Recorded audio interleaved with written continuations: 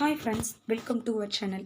இந்த வீடியோவில் நம்ம செவ்வாய்க்கிழமை அன்று தப்பி தவறியும் எதை செய்யக்கூடாது அப்படிங்கிறதையும், எதை செஞ்சால் நமக்கு நல்ல பலன் கிடைக்கும் அப்படிங்கிறத பற்றியும் பார்க்க போகிறோம். அதுக்கு முன்னாடி நீங்கள் இன்னும் நம்ம சேனலை சப்ஸ்கிரைப் பண்ணலை அப்படின்னா கீழே இருக்க ரெட் கலர் சப்ஸ்கிரைப் பட்டனை கிளிக் பண்ணி சப்ஸ்கிரைப் பண்ணிக்கோங்க. பக்கத்தில் இருக்கிற பெல் ஐக்கானையும் கிளிக் பண்ணிக்கிட்டீங்க அப்படின்னா நான் போகிற நெக்ஸ்ட் வீடியோவோட நோட்டிஃபிகேஷன் உங்களுக்கு உடனே வரும். செவ்வாய்க்கிழமை முருகனுக்கு உகந்த நாள்.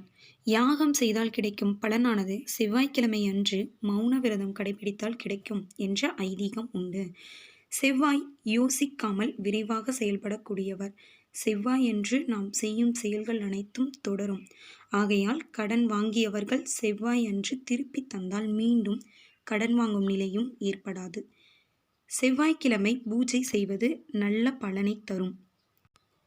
புது ஆடை உடுத்த அதிகம் சேரும். பணப்பெட்டியில் இருந்து பணத்தை எடுத்து கடன் கொடுக்கக்கூடாது. இவ்வாறு செய்தால் நம் வீட்டு செல்வம் நீங்கும் என்பது ஐதீகம். பிரம்ம முகூர்த்தத்தில் எழ வேண்டும்.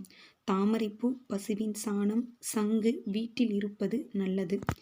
அன்றைய தினம் பணம் கொடுக்க அல்லது வாங்க வேண்டிய நிர்பந்தம் ஏற்பட்டால் கொடுப்பவர் வாங்குபவர் இருவருமே வீட்டின் உள்ளே அல்லது வாசற்படியின் கீழே இறங்கிதான் வாங்க வேண்டும் அல்லது கொடுக்க வேண்டும்.